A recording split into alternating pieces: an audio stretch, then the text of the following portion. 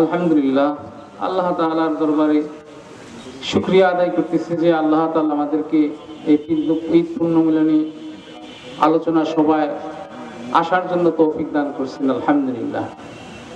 আসলে আমাদের নবাবপুর ইউনিয়নের যেই সব যুব সমাজগণ যেই উদ্যোগ নিয়েছেন, এই কাজটা যেন তারা যেভাবে আগায় নিয়ে যাইতে চাইতেছেন, যেভাবে তারা করতে চাইতেছেন সেভাবে করতে পারে, এজন্য আমরা আইম্মাই মাসাজিদ যারা আছি তারা সর্বদিক দিয়ে তাদেরকে সহযোগিতা করব, সর্বদিক দিয়ে তাদের পরামর্শ দিয়ে সহযোগিতা করব, তারা যেন তাদের এই কাজটাকে আরো বেগবান করতে পারে, সামনে আরো তাদের আশা অনুযায়ী এরকম আগায় নিয়ে যেতে পারে।